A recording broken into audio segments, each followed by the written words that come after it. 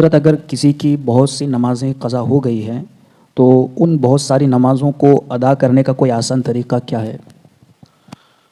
आम तौर पर तो क़ज़ा करने का तरीका वही है जो हम नमाजें अदा करते हैं। यानी 4 रकात फर्ज पढ़ते हैं तो पहली रकात में सना, फिर औज़ु बिल्लाह बिस्मिल्लाह, फिर सूरह फातिहा, फिर कोई सूरत मिलाते हैं, रुकू में 3 मरतबा तस्बीह, सजदे में 3 मरतबा तस्बीह। तो जनरली जो हम नमाज पढ़ते हैं जब क़ज़ा करेंगे उस कंडीशन में भी उसी तरीके से क़ज़ा करने का हुक्म रहता है।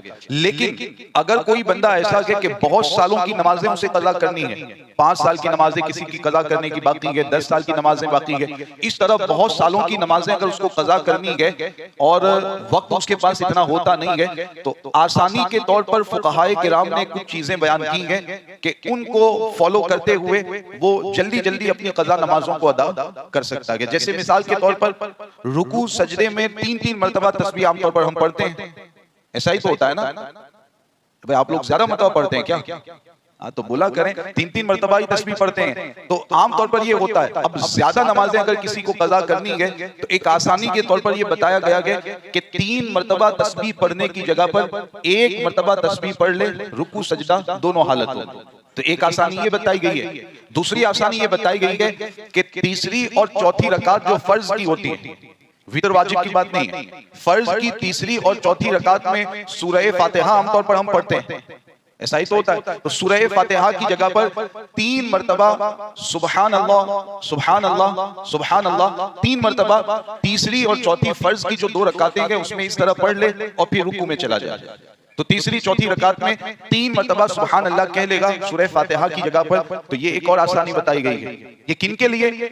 जिनकी ज्यादा नमाजें क़ज़ा हो चुकी हैं और वक्त उनके पास नहीं है, वो अदा करना चाहते हैं कि जल्दी से हमारी नमाजें जो क़ज़ा है वो अदा हो जाए और हम ये चाहते हैं कि जल्दी से फिर हम बरी ज़िम्मा हो जाए। तो ऐसे लोगों के लिए है। एक और आसानी मैं बता दूं, आखिरी कायदे में 3 चीजें पढ़ते हैं, अत्तहियात, दुरूद इब्राहिम और दुआए मासूरा, 3 चीजें पढ़ी जाती है।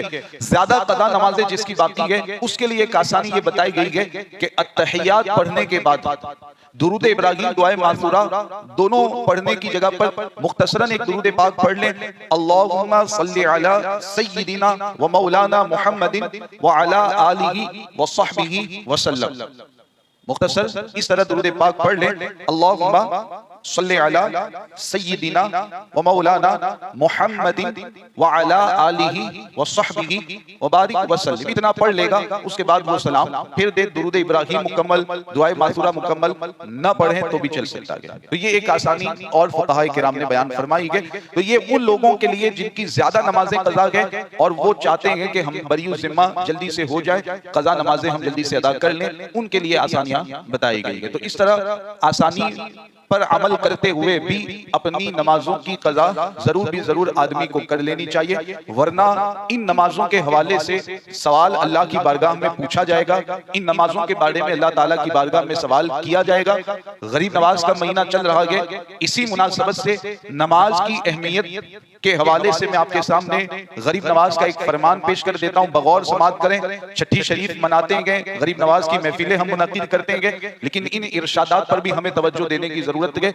आप रहमतुल्लाहि ताला अलैहि फरमाते हैं कि क़यामत के दिन 50 मुख्तलिफ मकामात ऐसे होंगे कि जहां पर इंसान को खड़ा किया जाएगा, रोक दिया जाएगा और 50 सवालात अलग अलग किए जाएंगे। अगर उन सवालात के जवाबात देने में वो कामयाब होगा तब तो ठीक है, अगर कामयाब नहीं होगा तो इस सूरत में फिर उसे जहन्नम के अजाब में मुब्तला कर दिया जाएगा।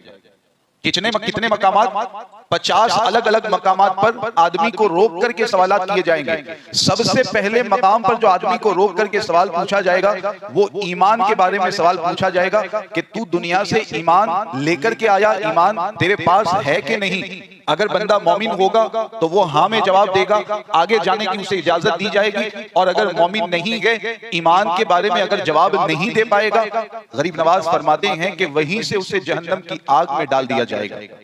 दूसरे नंबर पर जो सवाल किया जाएगा, ख्वाजा गरीब नवाज रहमतुल्लाहि ताला अलैहि बयान फरमाते हैं कि नमाज और दीगर फराइज के बारे में उससे सवाल पूछा जाएगा।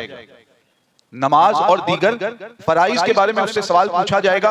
अगर वो उन सवाल के जवाब में कामयाब होता गया तो फिर वो बंदा उसको आगे जाने की इजाजत दे दी जाएगी। अगर कामयाब नहीं हो पाता गया तो इस कंडीशन में उसे फिर जहन्नम के अजाब में मुब्तला कर दिया जाएगा।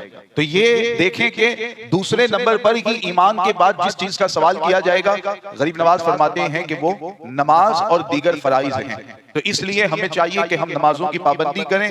ख्वाजा गरीब नवाज हो या गौसे पाक हो या मखदूम पाक हो, किसी भी बुजुर्ग से अपना कनेक्शन अगर हमें मजबूत करना है तो सबसे पहले जरूरी अम्र यह है कि हम शरीयत के अहकाम और शरीयत के मसाइल पर पाबंदी से अमल करें, तभी हमारा कनेक्शन अल्लाह के औलिया से मजबूत होगा और फिर उस वास्ते से हम अल्लाह की बारगाह तक पहुंच सकते हैं। तो कज़ा नमाजों के हवाले से अपना जहन बना लें कि जितनी नमाजें छूटी हैं बालिग होने के बाद हिसाब लगा लें, नमाज पढ़ना शुरू करें। जब भी मौका मिले, जैसे मौका मिले, और हिसाब करते जाएं जितने सालों की नमाज कज़ा बाकी है उनको मुकम्मल एहतियात के साथ अदा कर लिया करें। एक आखिरी चीज बता करके फिर आगे सवालात की तरफ बढ़ते हैं।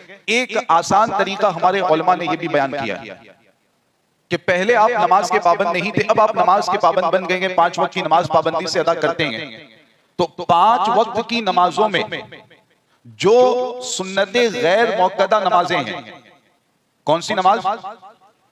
जैसे मिसाल के तौर पर अस्र में 4 रकात जो सुन्नतें हैं वो सुन्नते गैर मुअक्कदा, इशा में जो 4 रकात सुन्नतें हैं वो सुन्नते गैर मुअक्कदा। तो जो सुन्नते गैर मुअक्कदा नमाजें हैं, नंबर 2 जो नफल नमाजें हैं, जैसे जोहर की 2 रकात, मगरिब की 2 रकात, इशा में 2-2 करके 4 रकात, ये नफल नमाजें हैं। तो फुकहा और उलमा ने ये बताया गया कि इन सुन्नते गैर मुअक्कदा और नवाफिल की जगह पर अपनी जो कज़ा नमाजें आपके जिम्मे बाकी है उन्हीं नमाजों को आप अदा करते रहे। असर की नमाज पढ़ने के लिए आप आए, 4 रकात सुन्नते गैर मुअक्कदा की जगह आप ये करें कि जो पहले की आपकी नमाजें छुटी हुई गए उन नमाजों की कज़ा करने की नियत से आप 4 रकात पढ़ लें।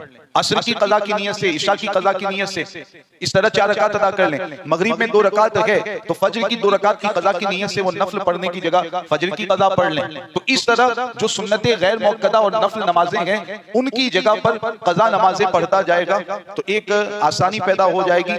रोजाना की नमाजें भी अदा होती रहेंगी और पीछे की जो कज़ा नमाजें हैं वो भी अल्लाह के फजल से अदा होती रहेंगी। तो ये तरीके हैं, अपना माइंडसेट अगर आदमी बना ले, अपनी सोच बना ले तो फिर अल्लाह तबारक व तआला आसानियां पैदा फरमा देता है।